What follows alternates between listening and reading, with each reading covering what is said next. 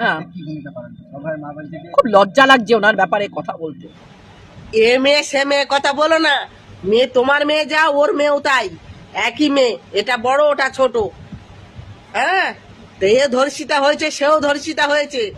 সে হসপিটালে ছিল, এ রাস্তায় হেঁটে জন্মদিনে যাচ্ছিল।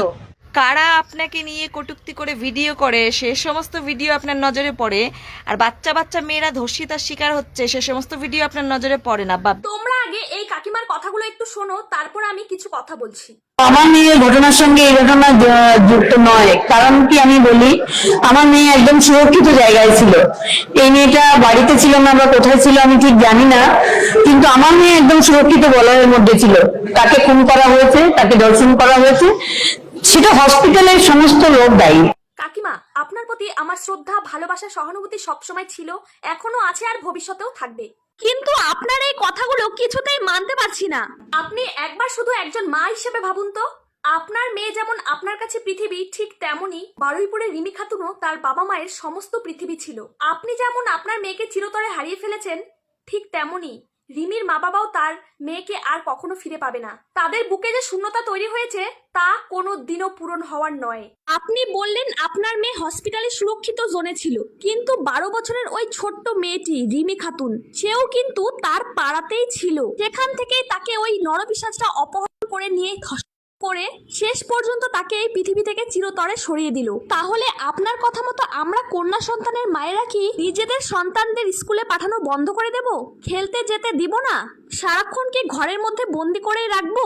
তাহলে এখন প্রশ্ন, সমাজে নিরাপত্তা কোথায়? একজন মা হিসেবে আমরা আপনার কাছে শুনতে চেয়েছিলাম সমাজে নারী এবং শিশু নিরাপত্তা আরো কঠোর হওয়া উচিত। আইনকে আরো শক্ত হাতে প্রয়োগ করা হোক, যাতে সমাজে আর এই নৃশংস অপরাধ না হয়। কিন্তু আপনার মুখে এরকম কথা শুনে সত্যি আশ্চর্য হয়ে গেলাম। আমি কি কথাগুলো খুব ভুল বললাম? আমাদের কি মনে হয় অবশ্যই কমেন্ট। রত্না দেবনাথ, পানিহাটির বিধায়িকা, ইন্টারভিউতে বলছে উনার মেয়ের সাথে ওই বারুইপুরের ছোট্ট নাবালিকাটির তুলনা করলে হবে না, কারণ উনার মেয়ে সুরক্ষিত জায়গায় ছিল। কিন্তু ওই বারুইপুরের মেয়েটি বাড়িতে ছিল না, কোথায় ছিল কে জানে। বলছি তাই আপনার মেয়েটা মেয়ে, আর বারুইপুরের ছোট্ট নাবালিকা বাচ্চা মেয়েটি মেয়ে নয়। রাস্তাঘাট থেকে মেয়েটিকে তুলে নিয়ে গেছিল, মেয়েটি চিনি কিনতে গেছিল, দুনিয়ার মানুষ জানে, আর আপনি জানেন না। অথচ আপনি ক্ষমতার আসার আগে বলেছিলেন যে আপনার মেয়ের বিচারের জন্যই এবং অন্যান্য মেয়ের সাথে যদি এরকম ঘটনা না ঘটে তার জন্য। আর যেই ক্ষমতাটি পেয়ে গেছেন আপনি জানতেই পারছেন না যে মেয়েটা কেন এরকম ঘটনা ঘটেছে। মেয়েটা চিনি কিনতে গেছিল, তাকে দোকান থেকে তুলে নিয়ে গেছে, রাস্তা থেকে তুলে নিয়ে গেছে। তাহলে কি রাস্তায় মেয়েরা সুরক্ষিত নয়? এই যে আপনারা নেতা মন্ত্রী হয়েছেন কিসের জন্য? জনগণকে সেবা দেওয়ার জন্য, না নিজের শুধু ক্ষমতার লোভ? ক্ষমতার লোভে হয়েছেন, শুধু নিজের স্বার্থে হয়েছেন, সেটা পরিষ্কার করে বলবেন। আপনার মেয়ে সুরক্ষিত জায়গা ছিল, আপনার মেয়ের সাথে যা যা ঘটেছে ঠিক এই বাচ্চা মেয়েটির সাথেও তাই ঘটেছে। শুধু পার্থক্য হলো আপনার মেয়ে সরকারি হসপিটালে ছিল, এই মেয়েটি রাস্তায় গেছিল, বাড়ি থেকে চিনি কিনতে গেছিল। কিন্তু আপনি এইভাবে বলছেন কেন? আপনার মেয়ের সাথে তুলনা করা যাবে না মানেটা কি? আপনার মেয়ে সুরক্ষিত জায়গা ছিল আর এই রাস্তায় ছিল বলে কি সে সুরক্ষিত থাকবে না? মানে আপনি যত কম মুখ খুলবেন না ততই মঙ্গল। কারণ আপনি যে যাই যা হোক, আপনি যে ভালো মানুষ নয় সেটা পরিষ্কার করে সবাইকে বুঝিয়ে দিয়েছেন, বুঝতে পারলেন? ভোটের আগে মেয়েকে দেখিয়ে সিম্প্যাথি নিয়ে তো ভোটটা নিয়েছিলেন, যে এখানে কোনো ঘটনা আপনি ভোটটা দেবেন না। আর তারপরে ভোট হয়ে যাওয়ার পর, ক্ষমতা চলে যাওয়ার পর একজন ধর্ষিতার মা বাবাকে বলছে আমার কাছে আসতে হবে, আমার কাছে আসলে বাচ্চা কাঁদলে দুধ চাইলে তবেই না, মানে বাচ্চা কাঁদলে তবেই না মা দুধ দেবে। মানে আপনার মেয়ের সময় কি গোটা দুনিয়ার মানুষের কাছে আপনি গেছিলেন? আপনার মেয়ের বডিটা জোর করে আদায় করেছিল মীনাক্ষী মুখার্জিরা, তারা কি আপনার কাছ থেকে পারমিশন নিয়ে, মানে আপনি গিয়ে কান্নাকাটি করতে তারা করেছিল? করেনি তো। তাহলে আপনি একজন মন্ত্রী হয়ে, বিধায়িকা হয়ে আপনি কি মানে এইটুকু খবর রাখে না যে মেয়েটা কেন ঘটেছে, কি জন্য ঘটেছে? আপনি গেছেন, এতগুলো মন্ত্রী হওয়ার পর এত তো ধর্ষণ হয়ে গেল, আপনি কার কাছে গেছেন, কোথায় আন্দোলন করেছেন, কোথায় প্রতিবাদ করেছেন? শুধু মেয়ের ইস্যু দেখিয়ে তো ভোটটা নিয়ে নিয়েছেন, মেয়ের ইস্যু থেকে ভোট নিয়ে ক্ষমতায় এসেছেন, কিন্তু আর কোনো দায়িত্ব নেই আপনার। সত্যি কাকিমা অবাক লাগে, অবাক লাগে। মানুষ রাজনীতি কি, রাজনীতি গেলে মানুষ যে কিভাবে পাল্টে যেতে পারে সেটা আপনাকে না দেখলে বোঝা যায় না। আর কিছু বলার নেই। কারা আপনাকে নিয়ে কটূক্তি করে ভিডিও করে সে সমস্ত ভিডিও আপনার নজরে পড়ে, আর বাচ্চা বাচ্চা মেয়েরা ধর্ষিতার শিকার হচ্ছে সে সমস্ত ভিডিও আপনার নজরে পড়ে না, বা বেশ ভালো। মানে আপনি এটাই বোঝাতে চাইছেন আপনি এখন এমএলএ, তাই আপনি অন্যায়ের প্রতিবাদ করতে পারবেন না। মানে আপনি প্রেস মিডিয়ার সামনে ভুলভাল কথাবার্তা বলবেন, আর আমরা আপনাকে ভালোবাসি মানে এটা নয় যে আপনার ভুলভাল কথাগুলো মুখ বুজে শুনবো। হ্যাঁ, খুব লজ্জা লাগছে ওনার ব্যাপারে কথা বলতে। ওনাকে একটা আমি ভিডিও পাঠিয়েছিলাম গত পরশু দিনে বোধহয়। ওনার পানিহাটিতেই একটা মেয়েকে ধরে রাস্তায় মারা হচ্ছে, তাই বলেছিলাম এটার সম্পর্কে আপনি কি জানেন কিছু? উনি কিন্তু কোনো উত্তর দেননি। দেখেছেন আপনারা, যদি প্রমাণ চান আমি ভিডিওতে মানে আমার হোয়াটসঅ্যাপে দেখিয়ে দিতে পারি। তা সেই ভদ্রমহিলা বলে আমার কাছে এলে আমি বলবো, আর আমার মেয়ে তো সুরক্ষিত জায়গায় ছিল, এ তো রাস্তায় খোলা আমে ঘোরাফেরা করছিল। তার মানে তো সে মমতা ব্যানার্জিরই মতন হলো, রাত্রিবেলায় কেন মেয়েরা বেরোবে? তা একই তো, মানে মমতা ব্যানার্জির প্রতিচ্ছবি তো মেয়েদের মধ্যে দেখতে পাচ্ছি। তাহলে কি লাভ হলো আমার সরকার পরিবর্তন করে?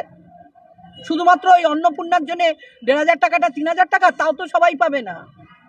মা তুমি যে বলছো এ মেয়ে আমার মেয়ে সে মেয়ে নয়, দিদি ভাই তুমি এ কথা বলো না। তোমার প্রতি আমার একটা আলাদা শ্রদ্ধা আছে, সম্মান আছে, কারণ তুমি যেরকম মা আমি ওর মা, আমার কষ্ট হয় তোমার জন্য। এ মেয়ে সে মেয়ে কথা বলো না। মেয়ে তোমার মেয়ে যা ওর মেয়েও তাই, একই মেয়ে, এটা বড় ওটা ছোট। হ্যাঁ, তো এ ধর্ষিতা হয়েছে, সেও ধর্ষিতা হয়েছে।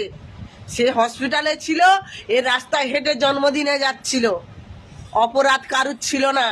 অভয়ের মা তুমি এ মেয়ে আর ও মেয়ে করো না, দুটোই সব তোমার মেয়ে। এই দুটো মেয়ে তোমার মেয়ে দিদি ভাই।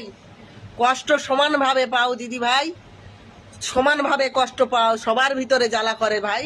কাকিমা আজকে হয়তো বুঝতে পারছেন যে তাকে শুধু ব্যবহার করা হয়েছে, তাই তো আজকে বিধানসভা থেকে বার হয়ে এই ধরনের কথা বলছেন। কাকিমা একটুখানি দেখে নিন আপনারা। আমি খুব ডিস্টার্ব যে এতদিন আমাদের যে মুখ্যমন্ত্রী ছিলেন তিনি আইনের শাসন প্রতিষ্ঠা করতে দিতেন না, এখন তো আইনের শাসন প্রতিষ্ঠা হয়েছে।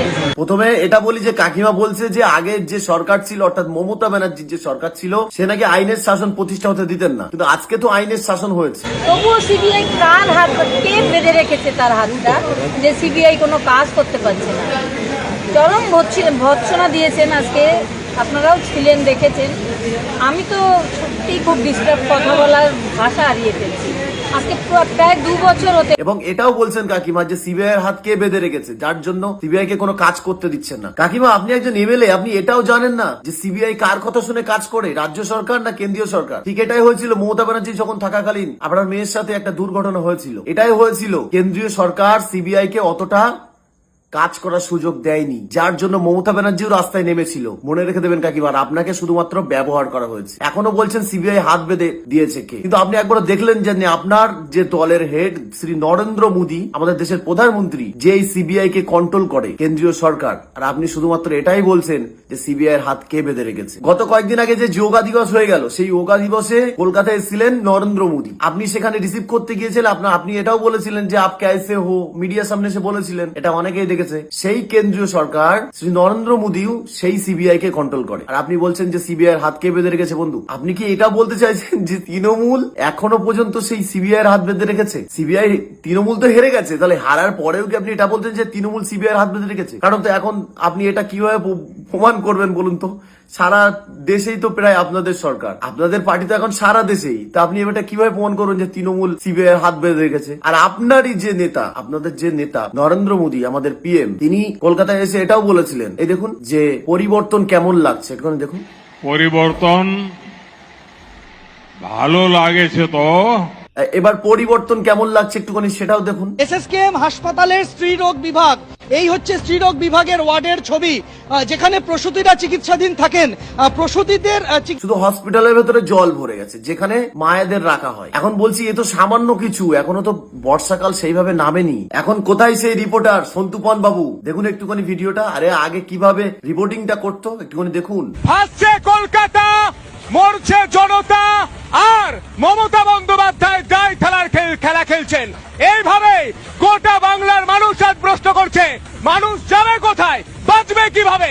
গোটা কলকাতা শহর আজ ভাসছে, আর মমতা বন্দ্যোপাধ্যায় বলছেন উত্তরপ্রদেশ বিহার থেকে জল চলে আসছে গঙ্গায়, তাই নাকি বাংলা ভাসছে। দেখেছেন তো সন্তুমান বাবু কিভাবে রিপোর্টিংটা করতো? তৃণমূল সরকার থাকাকালীন সন্তুমান বাবু এইভাবে রিপোর্টিং করতো। আর এখন সন্তুমান বাবু আপনি তো একজন এমএলএ, এগুলো আপনার দায়িত্বের ভিতরেও পড়ে। রিপোর্টিং তো দূরের কথা, একবার আসুন, এসে দেখে যান এগুলোর কি অবস্থা হয়েছে, নাকি শুধুমাত্র ক্ষমতা লোভার লোভে এগুলো রিপোর্টিং ছিল। বর্ষাকাল নামলে কি হবে বুঝতে পারছো কাকিমা? আপনি এখনো বুঝতে পারছেন না যে আপনাকে ব্যবহার করা হয়েছে, শুধুমাত্র বুঝেছেন আপনাকে ব্যবহার করা হয়েছে। যাই হোক, ধন্যবাদ তোমাদের সবাইকে। কাল আবার কথা হচ্ছে বন্ধু। শরীরটা খুবই খারাপ, ভীষণ জ্বর আর সর্দি হয়েছে। সকলে অনেক ভালো থাকবে।